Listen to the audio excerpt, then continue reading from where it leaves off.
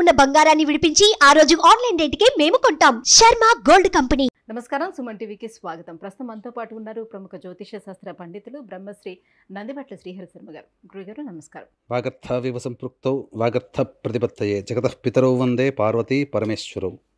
సదాశివసమారంభాం శంకరాచార్య మధ్యమాం అస్మదాచార్య పర్యంతం వందే గురు పరంపరాం. ఆదిత్యాయ చ సోమాయ మంగళాయ బుధాయ చ గురుశుక్ర శనిభ్యశ్చ రాహవే కేతవే నమః.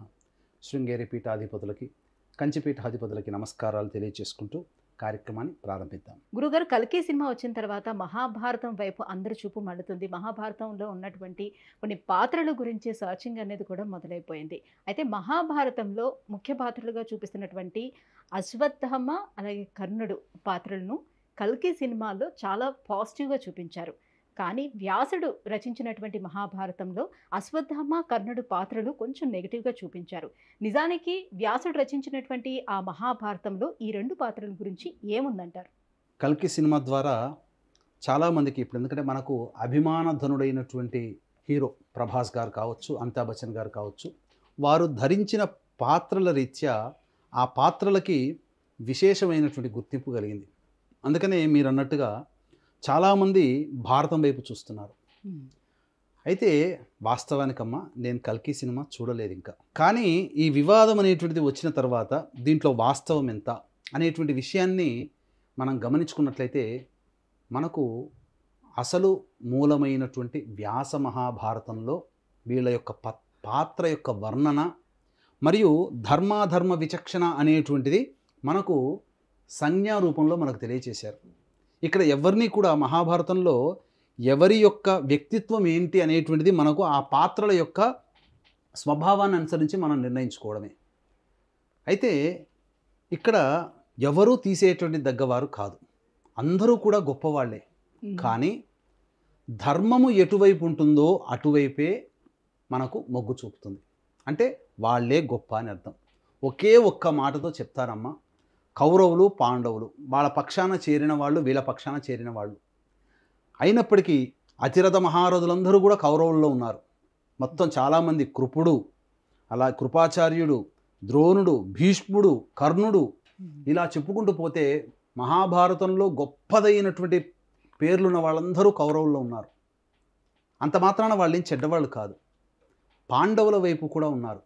కానీ ధర్మానికి ప్రతీక అయినటువంటి దైవ సంజ్ఞారూపం అంటే శ్రీకృష్ణుడు, ధర్మానికి ప్రతీక శ్రీకృష్ణుడు ఎవరి పక్షాన ఉన్నాడో ధర్మం వారి పక్షాన ఉంటుంది. కాబట్టి పితామహుడుగా అనుకున్నటువంటి భీష్ముడు కూడా, విద్యను అందించినటువంటి ద్రోణాచార్యుడు కూడా, సప్త చిరంజీవుల్లో ఒకడైనటువంటి కృపాచార్యుడు కూడా కౌరవ పక్షాన ఉండి పోరాటం చేయవలసినటువంటి కారణం చేత వారికి అధర్మం అనేటువంటిది ఆపాదించబడింది. కాబట్టి ఒక్క మాటతో చెప్పవచ్చు, కౌరవులే గొప్పవారు అని.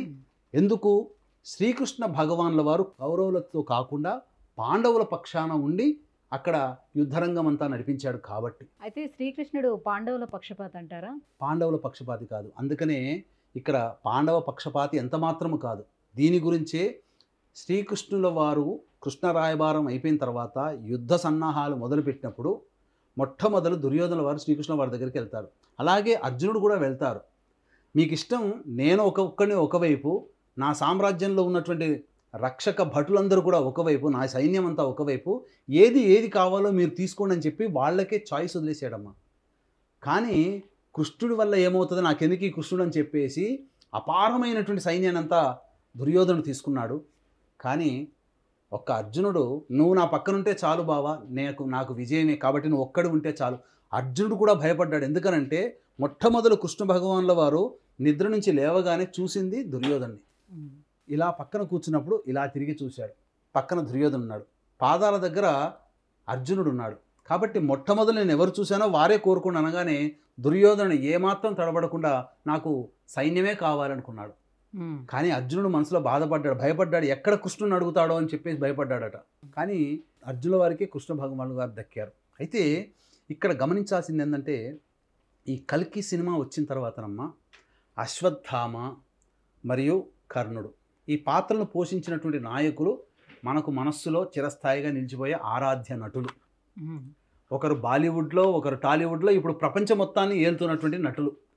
మరి వీళ్ళ పాత్ర పోషించడంలో ఆ పాత్ర యొక్క ఔచిత్యం తగ్గకూడదు. కాబట్టి ఆ పాత్రకి కొంచెం వన్నె తెచ్చే విధంగా రూపుదిద్దారు, కమర్షియల్గా దిద్దారు. వాస్తవానికి మనము ఈ యొక్క కలియుగం అంటే మాయా ప్రపంచం అమ్మ. మనం ఏం చెబుతామో చిత్రీకరణ ద్వారా అదే జనాలు నమ్ముతారు. కానీ వాస్తవానికి చూసినట్లయితే కర్ణుడు కానీ అశ్వత్థామ కానీ పాండవుల ముందు తక్కువే. ఏది కొన్ని విషయాల్లో.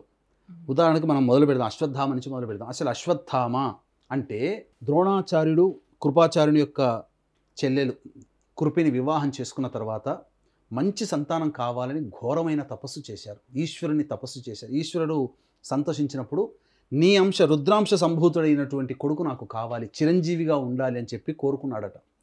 ఆ విధంగా రుద్రాంశ సంభూతుడైనటువంటి కుమారుడు జన్మించాడు. జన్మించడంతోనే గుర్రము సకిలిస్తే ఎలా వస్తుందో ఆ యొక్క శబ్దముతో ఏడుపు మొదలుపెట్టాడట.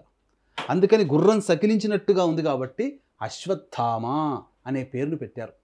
కానీ నిజానికి చాలా భక్తిపరుడు, ఈశ్వరుడి యందు అచంచలమైనటువంటి భక్తి ఉన్నవాడు ఆ యొక్క అశ్వత్థామ. కానీ కొన్ని దుర్గణాల చేత అతను అధర్మ మార్గం వైపు నడవాల్సి వచ్చింది. కాబట్టి అధర్మ పరాయణుడిగా మహాభారతం చెప్పబడుతుంది. చిన్నప్పటి నుంచి కూడా విలువిద్యలో చూసుకున్నట్లయినా ద్రోణాచార్యుడికి కొడుకంటే చాలా మక్కువ. అందుకే నా కొడుకు చనిపోతే తప్ప నేను అస్త్ర సన్యాసం చేయనని చెప్పి ప్రతిజ్ఞ చేశాడు ద్రోణాచార్యుడు. కాబట్టి అంతటి కొడుకుకి అర్జునుడి కన్నా మించినటువంటి విలువిద్యలన్నీ కూడా నేర్పాడట. ఇవన్నీ కూడా అర్జునుడు ఎంత గొప్పగా సాధన చేస్తున్నా అర్జునుడి కన్నా మించి ఆ యొక్క గురుకులంలో అశ్వత్థామ ముందుండిపోయేవాడట పరీక్షలు అన్నిట్లో కూడా. తరువాత ఎట్లా ప్రయత్నించినా కొన్ని మెలకువలు తెలిసేటి కావు.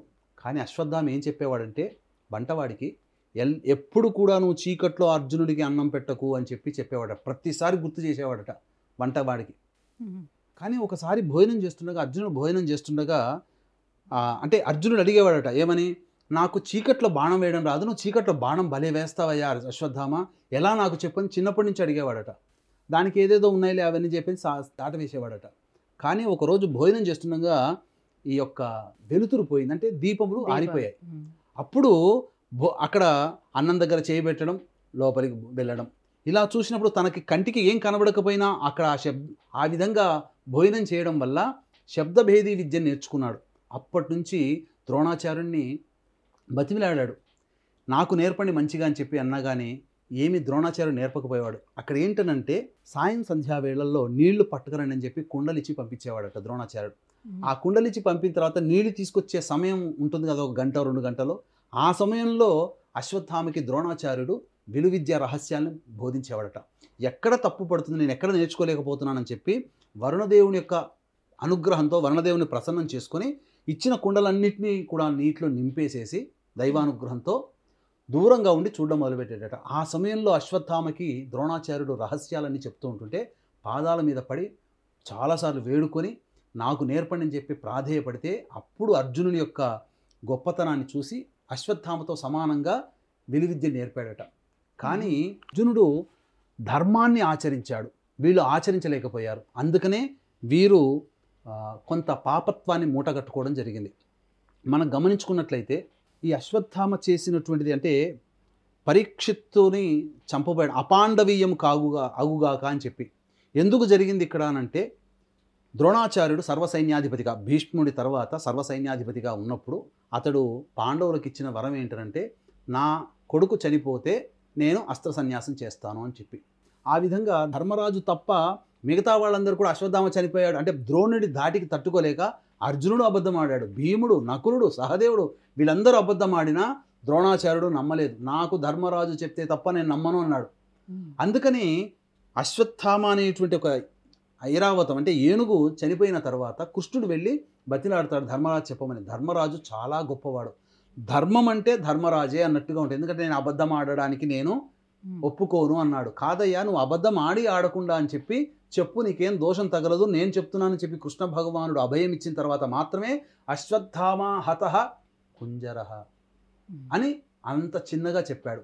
హతః అశ్వత్థామ హతః అన్న పదం మాత్రం ద్రోణాచార్యుడికి చెవిన పడ్డది. ఆ హోరులో కుంజరః అనేది మిల్లదు అని అబద్ధం ఆడనట్టుగా ఆడాడు ధర్మాచార్యుడు. ఈ యొక్క చిన్న దోషం వల్లనే సశరీరముగా స్వర్గానికి పోవాల్సినటువంటి ధర్మరాజు ఒక్కరోజు నరకంలో వెళ్ళి రావాల్సి వచ్చింది ఈ ఒక్క అబద్ధం ఆడినందువరకు. ఎంతటి గొప్ప ధర్మాత్ముడు అంటే ఇంటి నుంచి బయటికి వెళుతున్నప్పుడు చీమల గుంపు ఎదురైందంటే ఆ చీమలన్నీ వెళ్ళిపోయేంత వరకు ఉండేవాడట. నా పాదము ఆ చీమల మీద పడి ఆ ఏ చీమ చనిపోతుందో అంతటి ధర్మము, అంతటి నియమాన్ని పాటించేవాడు, అంతటి గొప్పవాడు ధర్మరాజు. కాబట్టే పాండవులు విజయాన్ని పొందడం జరిగింది. ఇక్కడ ఏ విధంగానైతే ద్రోణాచార్యుడు అస్త్ర సన్యాసం చేశాడో అప్పుడు అర్జునుడు చంపడం మొదలుపెట్టాడు. అప్పుడు ఏంటంటే ఈ యొక్క ద్రుపదుడు, ఆ ద్రుపదరాజు కొడుకైనటువంటి దృష్టద్యుమ్నుడు ద్రోణాచార్యుని చంపుతాడు. కాబట్టి అప్పుడు అంతటిగా తన తండ్రి అంటే చాలా ఇష్టం అశ్వత్థామకి. కాబట్టి అతన్ని చంపాలి, దృష్టద్యుమ్నుని చంపాలి, తర్వాత పాండవులను కూడా సంహరించాలి నాకు మొత్తం అని చెప్పి అప్పుడు మొత్తం పూర్తిగా గాయాల పాలైనటువంటి దుర్యోధన, అంటే యుద్ధం అయిపోయింది. అప్పటికి యుద్ధం అయిపోయిన తర్వాత ఆ నీటి ఒడ్డున మడుగున ఉన్నటువంటి ఆ దుర్యోధన దగ్గరికి వెళ్ళి నీ యొక్క కోరికను నేను నెరవేరుస్తాను దుర్యోధన అని చెప్పి ప్రతిజ్ఞ చేసి వెళ్ళిపోతుంటే పిలుస్తాడు. అంటే దుర్యోధను ఎంత కుటిలమైనటువంటి స్వభావం అంటే తొడలు తెగి రక్తాలు ఊస్తున్న కుటిలత్వము, అసూయ, రాగద్వేషము ఉన్నటువంటి శరీరం కదా దుర్యోధనుడిది. ఆ సమయంలో కూడా నిన్ను నేను సర్వ సైన్యాధ్యక్షుని చేస్తున్నా అని చెప్పి నీళ్లు తెప్పించుకొని అశ్వత్థామ చేతిలో వదిలిపెట్టాడు. అంటే యుద్ధం అయిపోయిన తర్వాత కూడా నువ్వు యుద్ధం చేయడానికి నువ్వు వెళ్ళు అని చెప్పి ప్రోత్సహించాడు. ఆ విధంగా అశ్వత్థామ పాండవులందరూ నిద్రిస్తున్నటువంటి గృహానికి వెళ్ళాడు. వెళ్ళిన తర్వాత అక్కడికి వెళ్ళి చంపుదామని చెప్పి అనుకుంటాడు. కానీ వీలు కాదు. ఎందుకనంటే ఆ మొత్తము ఆ గుడారాల చుట్టూ కూడా ఒక పెద్ద కాలపురుషుడు చేతిలో త్రిశూలం ధరించి, మెడలో నాగములు ధరించి, నుదుట భస్మం ధరించినటువంటి కాలపురుషుడు తిరుగుతున్నాడు. ఎన్నో అస్త్రాలు వేస్తాడు, అన్నీ మింగేస్తాడు ఆయన. చివరికి ఆ ఈశ్వరుడే ఇక్కడ కాపాడుతున్నాడని గమనించి ఆ ఈశ్వరుని, ఎందుకంటే ఇంతకుముందు చెప్పుకున్నాం కదా, అచంచలమైనటువంటి భక్తి విశ్వాస పరాయణుడు, భక్తి తత్పరుడు అశ్వత్థామ. ఆ ఈశ్వరుని గురించి ఘోరముగా ధ్యానము చేసి నన్ను నేను అర్పణం చేసుకుంటున్నాను, ఇదే నా దేహం అని చెప్పి అగ్నిగుండంలో దూకేస్తాడు. అంతటా ఆ ఈశ్వరుడు సంతసించి, నీవు ఇంతటి గొప్పదైనటువంటి ప్రాణత్యాగం చేసావు కాబట్టి నీకు అజేయమైనటువంటి ఖడ్గాన్ని ఇస్తున్నాను. ఈ ఖడ్గముతో ఈ రోజంతా నీవు దండయాత్ర చేయి, నీకు తిరుగుండదు అని చెప్తాడు. చెప్పగానే ఇక లోపలికి వెళ్ళిపోతాడు. ఫస్ట్ ఎవరి దగ్గరికి వెళ్తాడమ్మా? దృష్టద్యుమ్నుడి దగ్గరికి వెళ్తాడు. అంటే తన తండ్రిని చంపినట్టు ద్రుపదరాజు కొడుకు అయినటువంటి, అనగా ఈ యొక్క ద్రౌపది అన్న. వెళ్ళిన తర్వాత పడుకున్న వాడిని పడుకున్నట్టుగా లేపి, యుద్ధతత్వం కదా ఇక్కడ యుద్ధం చేసే వీరుడి యొక్క లక్షణం ఏంటంటే ఎదుటివాడికి కూడా ఆయుధం ఇచ్చి చంపాలి. కానీ కుటిలత్వముతో అతని యొక్క, అంటే దృష్టద్యుమ్నుడు కూడా చేసింది కూడా దోషమేనమ్మా. చనిపోయిన తర్వాత దేహత్యాగం చేశాడు ద్రోణాచార్యుడు. కానీ తన తండ్రికి ఇచ్చిన మాట కోసం కసితీరా చనిపోయిన తర్వాత దేహాన్ని కూడా ముక్కలుగా చేశాడు. అక్కడ దృష్టద్యుమ్నుడు కూడా దోషమే చేశాడు అక్కడ. కాబట్టి ఆ వార్త గుర్తు తెచ్చుకొని అతని యొక్క మర్మాంగాలన్నింటినీ కూడా ఛేదిస్తాడు. చివరికి తల నరికేస్తాడు. అక్కడ అతను చేసిన పాపం, ఇక్కడ అశ్వత్థామ చేసింది కూడా పాపమే. కాబట్టి ఆ విధంగా అందరూ ఏమనుకుంటారంటే ఉప పాండవులు నిద్రపోతున్నప్పుడు చంపాడని అంటారు. తన మేనమామని యుద్ధం చేస్తున్నటువంటి అశ్వత్థామకి అలికిడి విని ఉప పాండవులు యుద్ధాన్ని దిగుతారు.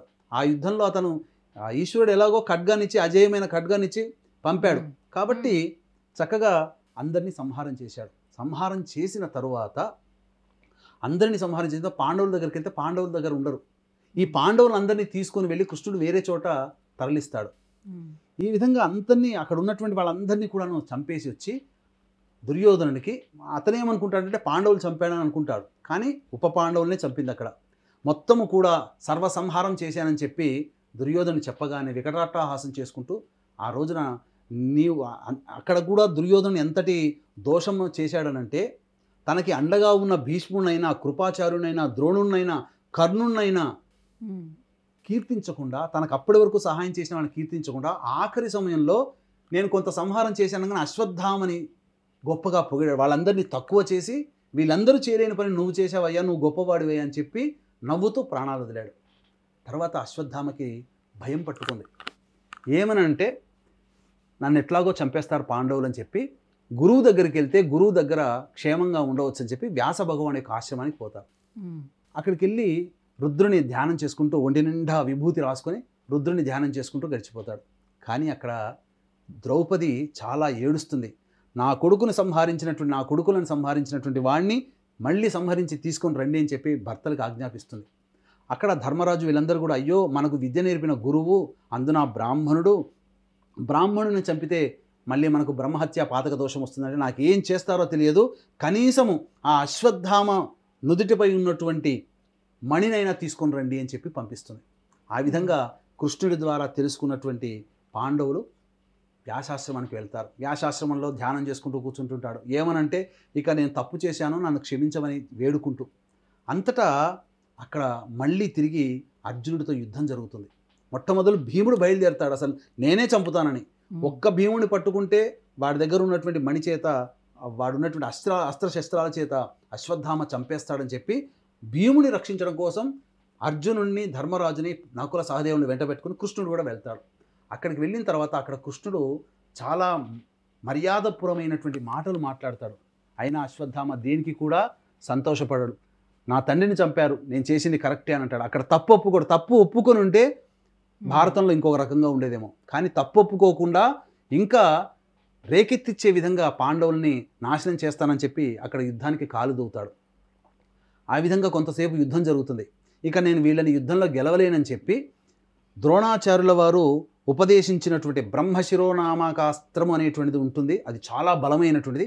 దాన్ని ఒక దర్భబుల్ల తీసి అపాండవమవుగాక అని చెప్పి దాని మీద మంత్రం చేసి ప్రయోగిస్తాడు. ఆ ప్రయోగాన్ని బాధలు తట్టుకోలేక సైనికులందరూ కూడా ఏం చేయాలి, యుద్ధం చేయాలని అంటే అప్పుడు కృష్ణుల వాళ్ళందరూ అంటాడు ఏమనంటే, మీరెవ్వరు కూడా ఆయుధాలు పట్టకండి, రథాల మీద ఉండకండి, ఆయుధాలన్నీ వదిలేసేసి భూమి మీదకు వచ్చి శిరస్సు వంచి నమస్కారం చేసుకోండి, మిమ్మల్ని ఏ బ్రహ్మాస్త్రం ఏమీ చెయ్యదు అని చెప్పి. ఆ విధంగా అందరూ ఆ విధంగా అయిపోతారు. అప్పుడు అర్జునుడిని ప్రేరేపించి బ్రహ్మశిరోనామకాస్త్రానికి ప్రతిగా నువ్వు ఉండాలంటే నువ్వు నేర్చుకున్న బ్రహ్మాస్త్రాన్ని ప్రయోగించు అని చెప్తారు.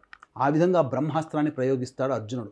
ఆ విధంగా వ్యాసులు, కృపాచార్యులు వీళ్ళందరూ వస్తారు. వచ్చి మీరు ఉపసంహరించుకోండి, 2 అస్త్రాలు మీరు ప్రయోగం చేశారు, దీనివల్ల 12 పుష్కర సంవత్సరాలు అంటే 12 సంవత్సరాల పాటు ఈ ప్రపంచమంతా దుర్భిక్షంతో ఉంటుంది, కాబట్టి మీరు ఉపసంహరించుకోండి అంటే కృష్ణ భగవానుడు ఇచ్చినటువంటి మాట మీద అర్జునుడు ఉపసంహరించుకుంటాడు. కానీ ఈ అశ్వత్థామకి తెలియదు, ఉపసంహరించుకునే విధానం తెలియదు. అపాండవముగా కానించా నేనేం చెయ్యలేను అన్నప్పుడు అప్పుడు అభిమన్యుడి భార్య, ఇంకా మిగిలింది ఎవరు, పాండవుల తర్వాత ఉత్తరా గర్భంలో ఉన్నటువంటిది అభిమన్యుడు భార్య గర్భంలో ఉంటుంది. ఆ గర్భంలో ఉన్నటువంటి శిశువుని సంహరించడం కోసం వెడితే అక్కడ శ్రీకృష్ణుల వారు సుదర్శన చక్రంతో ఆ యొక్క అస్త్రాన్ని ప్రయోగాన్ని ఆపేస్తాడు, దాని యొక్క గతిని మళ్ళిస్తాడు.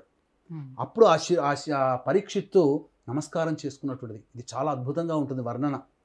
ఆ విధంగా పరీక్షిత్తు గొప్ప విష్ణు భక్తుడై భాగవతోత్తముడై ఈ విధంగా మనం కనిపిస్తుంది ఆ యొక్క మహాభారతంలో. అంతే కడుపులో ఉంటుండగానే దైవాన్ని స్మరించినటువంటి వ్యక్తిగా పరీక్షిత్తు.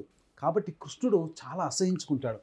నువ్వు ఇంతటి దుర్మార్గుడు, ఆ ధర్మం తెలిసి కూడా నువ్వు ఇంత దుర్మార్గమైన పని ఎలా చేయగలిగావు, ఒక గర్భంలో ఉన్నటువంటి శిశువుని సంహరించాలని నీకు ఎలా కలిగింది ఆలోచన, నువ్వు ఇంతటి తుచ్చమైనటువంటి ఆలోచన చేసావు, కాబట్టి నీవు 3000 సంవత్సరాల వరకు నీవు రోగములతో, కుత్సితమైనటువంటి శరీరముతో, వ్రణములతో, రక్తము కారుతుండగా, చీము కారుతుండగా, దుర్గంధం వ్యాపిస్తూ జీవితాన్ని 3 సంవత్సరాల వరకు నువ్వు బ్రతుకు, తర్వాత కలియుగాంతం వరకు జీవించి ఈశ్వర సేవ చేసుకో, నీ పాప ప్రక్షాళన చేసుకో, తదనంతరం నీకు మళ్ళీ సప్తర్షుల్లో భాగం కలుగుతుందని చెప్పి చెప్తాడు.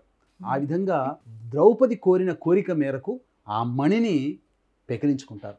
అంటే ఆ మణి యొక్క ప్రభావం ఏంటిదంటే, ఆ మణి ఎవరి దగ్గర అయితే ఉంటుందో వాళ్ళకి ఆకలి దప్పులుండవు, జ్వర హరాది రోగాలు ఏమీ కలగవు.